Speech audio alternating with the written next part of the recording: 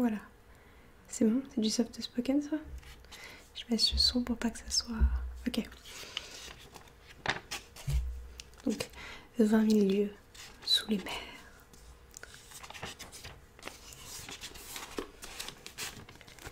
Ça là. Chapitre 1. Un écueil fuyant. L'année 1866 fut marquée par un événement bizarre. Un phénomène inexpliqué et inexplicable que personne n'a sans doute oublié. Depuis quelque temps, plusieurs navires s'étaient rencontrés sur mer avec une chose énorme, un objet long, fusiforme, parfois phosphorescent, infiniment plus vaste et plus rapide qu'une baleine. À prendre la moyenne des observations faites à diverses reprises, en rejetant les évaluations timides qui assignaient à cet objet une longueur de 200 pieds, soit environ 32 cm, et en repoussant les opinions exagérées qui le disaient large d'1 mile et long de 3 mile. Donc ça fait 1 km 481.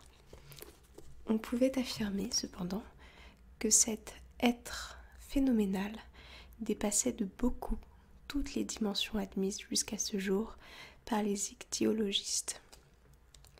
Partie de la zoologie qui traite des poissons. Je vous lis.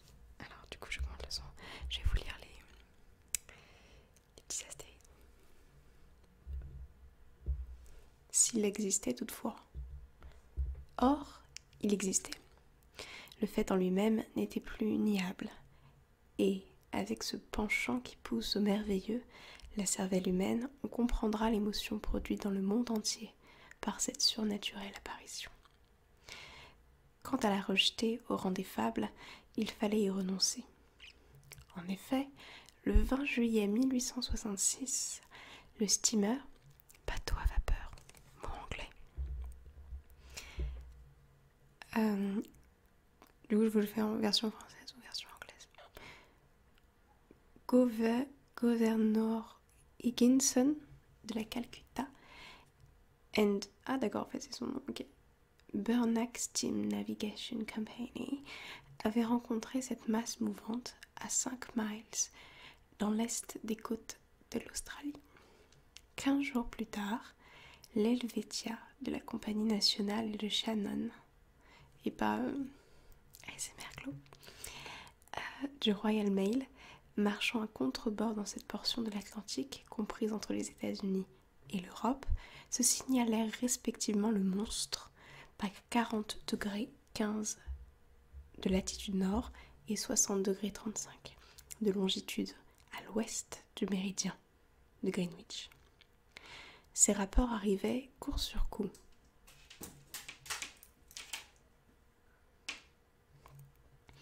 De nouvelles observations faites à bord du transatlantique Le Pereire, un abordage entre l'Etna de la ligne Heisman et le monstre, un procès-verbal dressé par les officiers de la frégate française, la Normandie, émurent profondément l'opinion publique.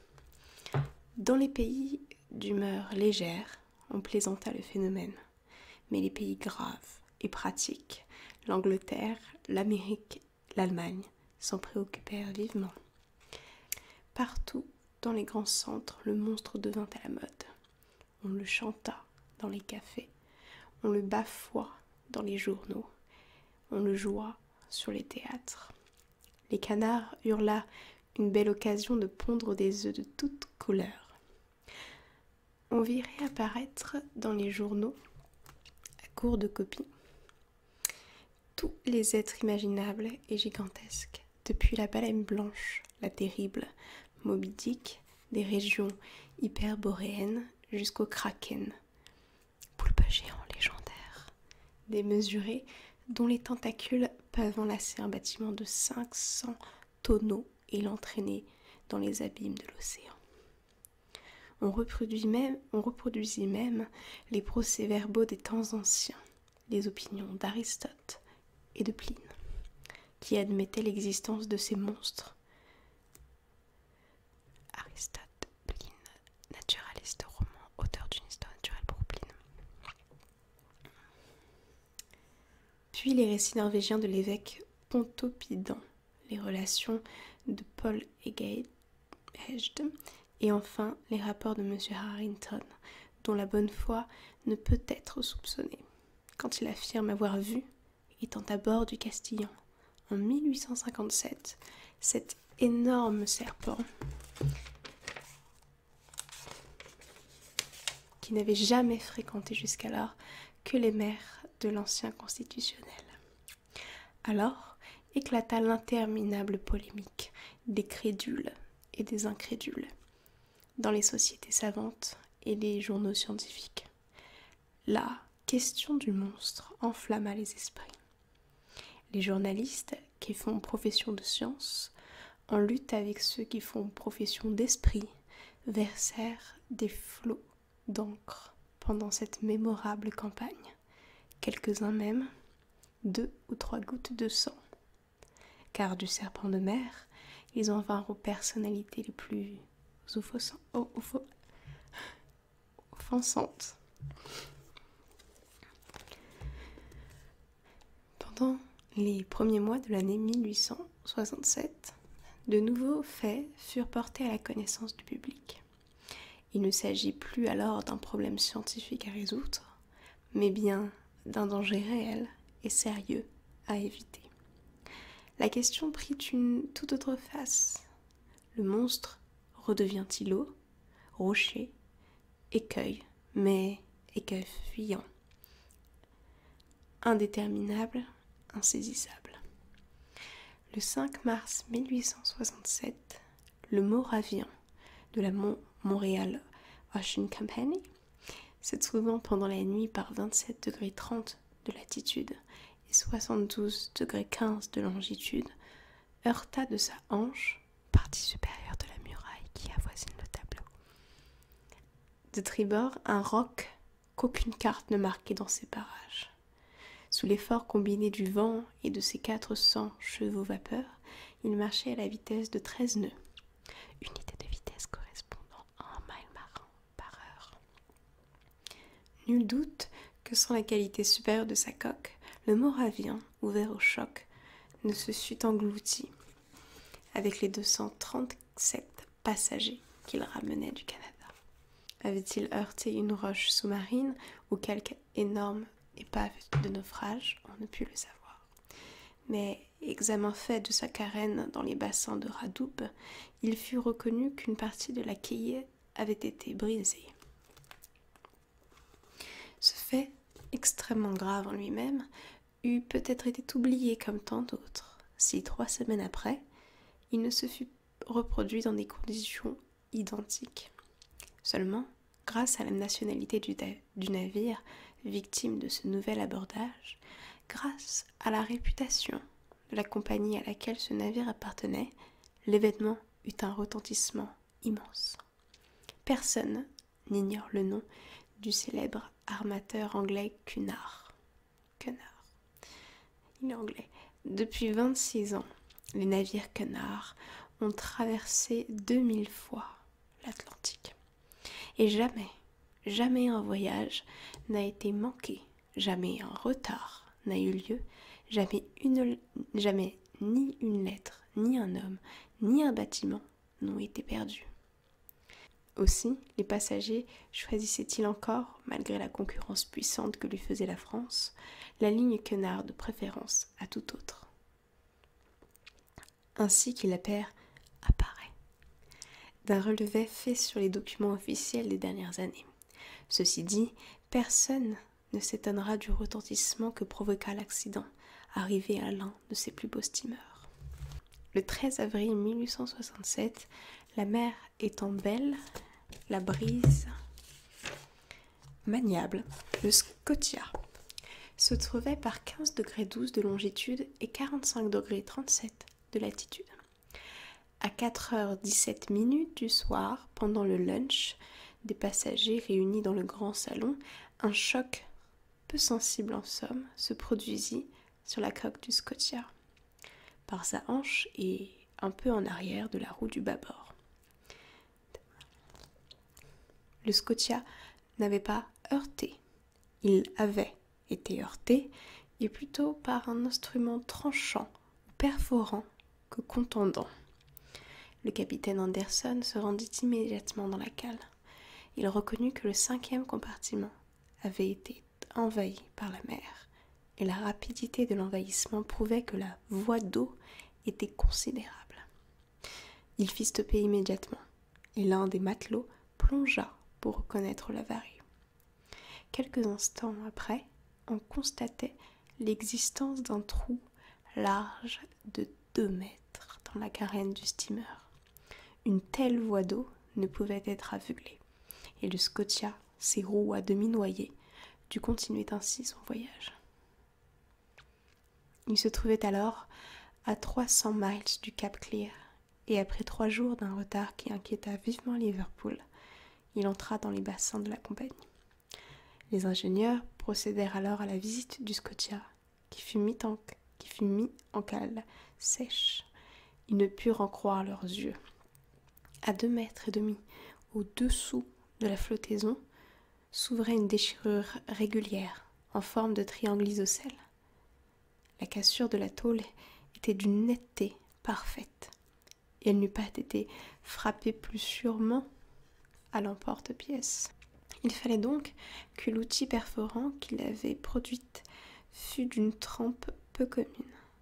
Et après avoir été lancé avec une force prodigieuse, ayant ainsi percé une tôle de 4 cm, il avait dû se retirer de lui-même par un mouvement rétrograde et vraiment inexplicable.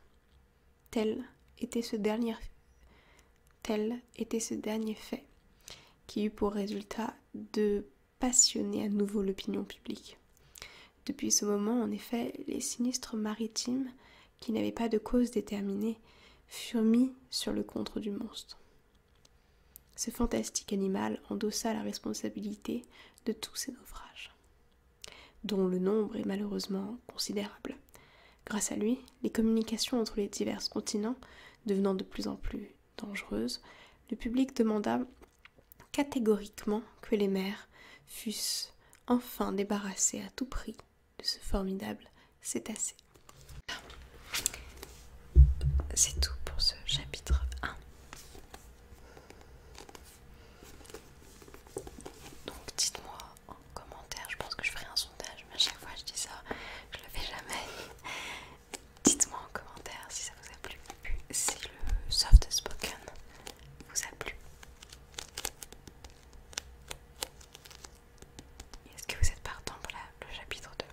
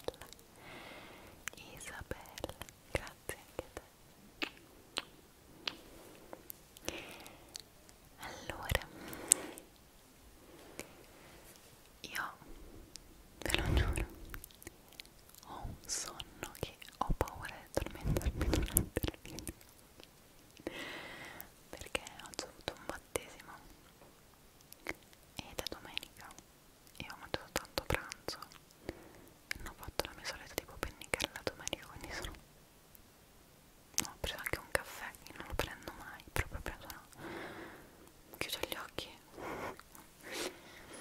Окей.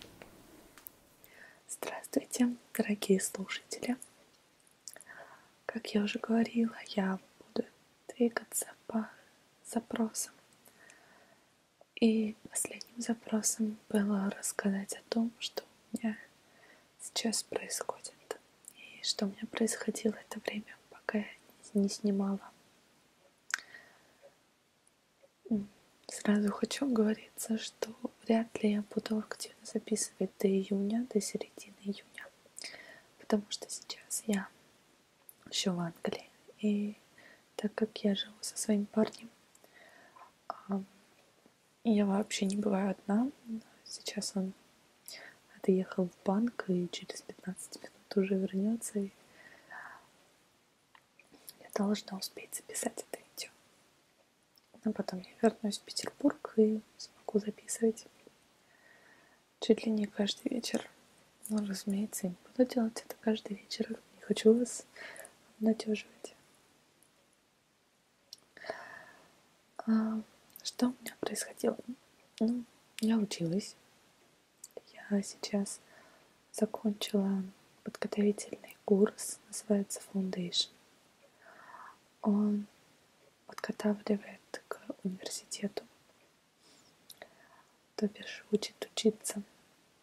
На самом деле учиться не учит. Мне совершенно не понравилось. Все заключалось в том, что нас нагружали огромным объемом работы и говорили, что, и добавили, что есть такая вещь, как time management, то есть распределение времени работы. Вот. И дальше мы сами должны были понять, как нужно это все осилить. То есть, допустим, нам дают тему, например, independent study, то есть независимое обучение самостоятельное. И мы должны сами узнать все на эту тему, разыскать в интернете, или прочитать в книгах, или в журналах, или в электронном, не знаю, на каких-то веб-сайтах. Вот, то есть сами должны понять, как это, что это такое, как это изучить и когда это изучить. Фактически мы сами учились учиться, они нам только накидывали темы. В общем, и бывает, что в месяц мы ничего не делаем, а потом на следующий месяц нам дают сразу 4 эссе, каждое по 1500 слов. И невозможно все это успеть, но как-то успевали. Я сдавала в первом семестре историю, право, британскую историю, британское право. Потом эссе по райтингу, экзамен по райтингу, то есть написание. Экзамен по листингу, то есть по слушанию, это как аудирование. И по ридингу, по чтению. Это был только экзамен. В этом семестре я сдавала политику и международные отношения. Это был самый удачный экзамен за все экзамены. Потом сдавала... Что это я сдавала? Я сдавала снова британскую историю, снова чтение, один экзамен, потом написание, снова эссе и экзамен. На экзамене мы тоже писали эссе. И в конце еще один экзамен на аудирование. Там и экзамен, и презентация. То есть мы с группой с 3 человек на определенную тему должны были сделать презентацию. Это слайды, и мы должны были рассказывать. Тема была Industrial Slums. Это трущобы, бедность. вот, очень многое смотрит не только на то, что мы говорим, но и как мы говорим, то есть на мимику, на жесты, на интонацию, насколько она stressful, то есть насколько она насыщена интонацией, насколько уверенно мы держимся. Из жестов я, честно говоря, не знала, что мне делать, потому что любые жесты кажутся слишком кукольными. И в итоге, раз уж так все жесты кукольные, я сделала одно и то же. Так, справа от меня была доска, я просто сложила руки и во время речи делала вот так. То есть на доску во время речи, на доску во время речи. Ну, разумеется, с перерывами. В итоге им понравилось. И еще был семинар. А в семинаре мы в группе из 4 человек просто должны были подискутировать вместе на тему заданную. Тема была свобода слова. И все. Тут уже смотрели на то, как мы разговариваем. Нужно было использовать определенные фразы, такие как «извините», «простите за то, что прерываю», «я полностью согласен с вашим мнением» и прочее, прочее.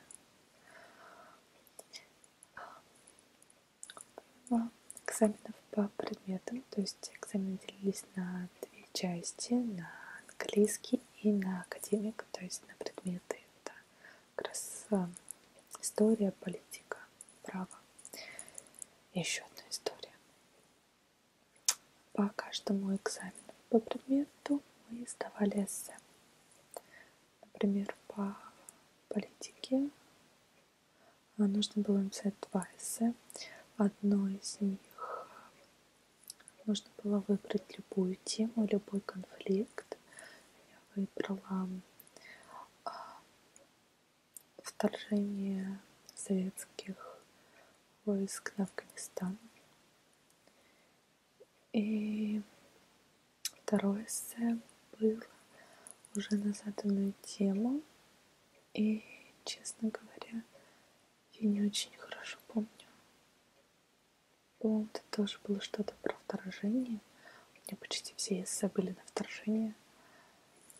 Это было про вторжение Америки на... Я вспомнила. Всегда ли вторжение это хорошо или плохо? Ну, дословно тему не помню. В общем, хорошо или плохо вторгаться. И я говорила про вторжение на Kosovo из Тайма. В одном там плюсы, в другом минусы. Просто сравнила второе, точнее, третье эссе было уже по истории. По истории я не помню, какая была тема вообще. Потом еще есть предмет такой, называется Study Skills. Это как скиллы учебные. И по нему мы сдавали только эссе. И это эссе почему-то относится к академику. И тема там была такая же, как у меня в политике. Тема была вторжение, опять же. Вторжение Америки на Middle East. То есть перевешивают ли benefits, выгоды, перевешивают ли выгоды вторжения на Middle East, больше ли выгод, чем drawbacks, антивыгод. Я не помню, как сказать. из-за того, что я весь год провела здесь, у меня очень сильно уменьшился словарный запас. Вернее, я знаю все слова на русском, но я их не могу вспомнить вообще. И меня это немножечко смущает, потому что мне кажется, что если я буду вот так говорить при своих русских знакомых, то они будут думать, что я выпендриваюсь, что я специально это делаю. Потому что когда я в прошлый раз приезжала в Россию, это было весной, но весной я мало с кем общалась. А я в основном встречалась со всеми своими знакомыми зимой на новогодних каникулах рождественских. И вот когда я забывала какие-то слова, тогда было это, конечно, в 2 раза меньше, чем сейчас. Когда я забывала какие-то слова, мне говорили: ой, все, англичанка. В общем, немножко посмеивались, и, разумеется, никто не верит, что я действительно забываю какие-то слова. Но я не могу сказать, что я их прямо вообще забываю. То есть не могу сказать, что я не помню русский язык, разумеется. Я все-таки русский год провела в Англии, и мой английский на очень среднем уровне. Просто из-за того, что я постоянно говорю по-английски, у меня уменьшается словарный запас на русском.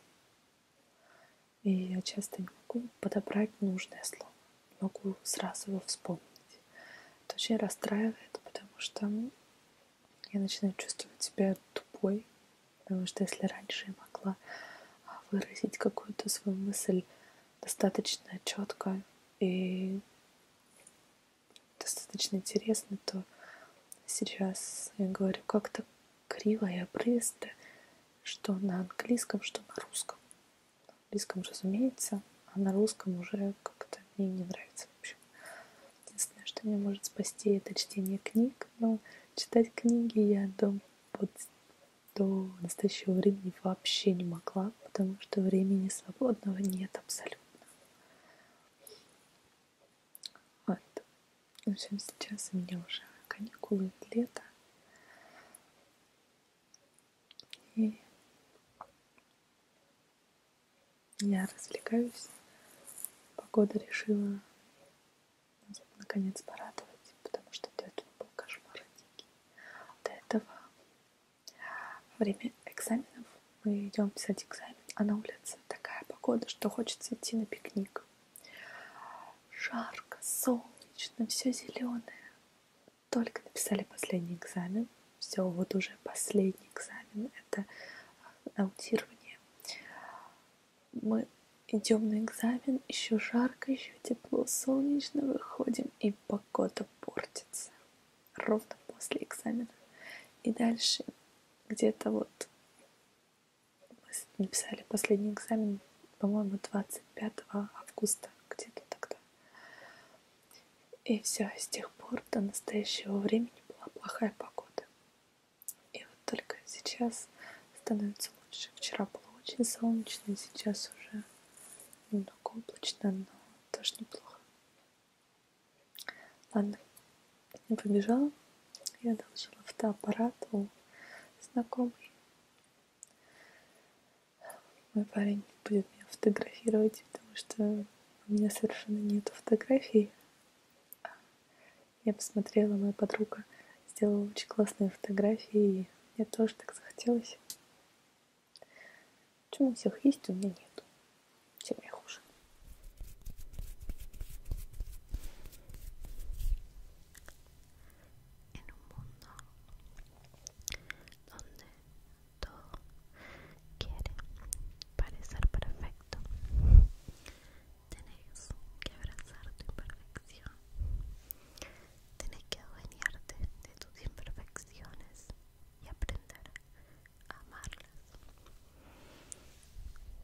Y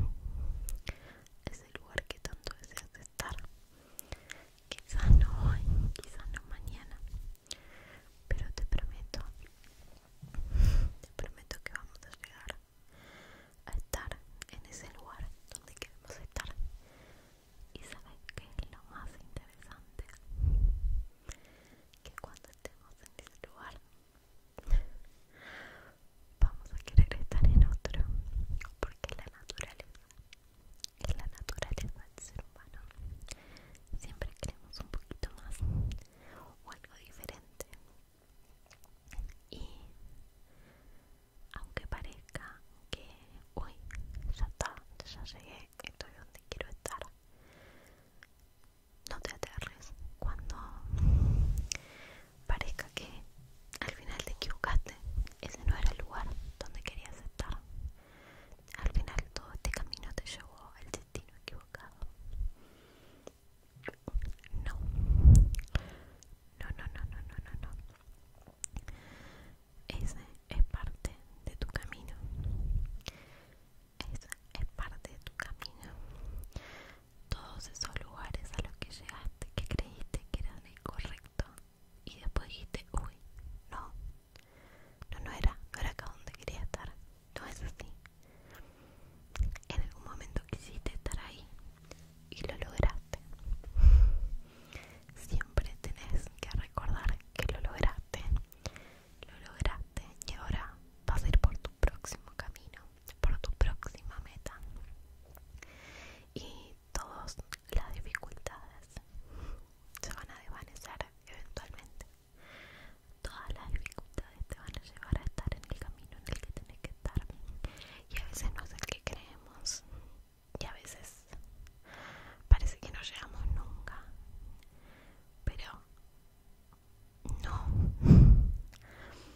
El sentido de la vida es justamente ese. Seguir armando caminos. Seguir armando caminos. No conformarse. No conformarse. Seguir armando caminos, seguir armando caminos, seguir armando caminos, seguir armando caminos, seguir armando caminos, seguir armando caminos, seguir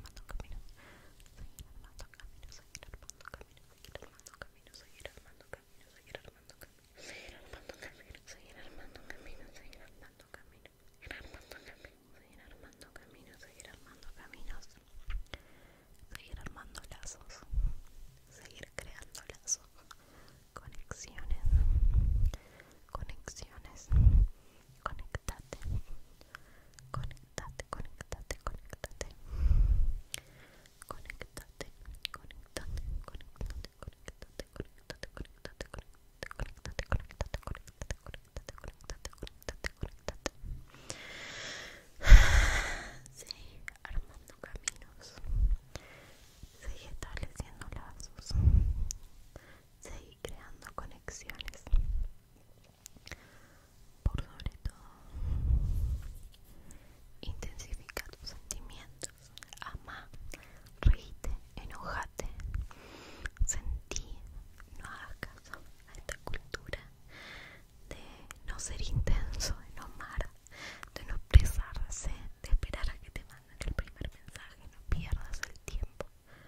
No pierdas el tiempo. No pierdas el tiempo. No pierdas el tiempo.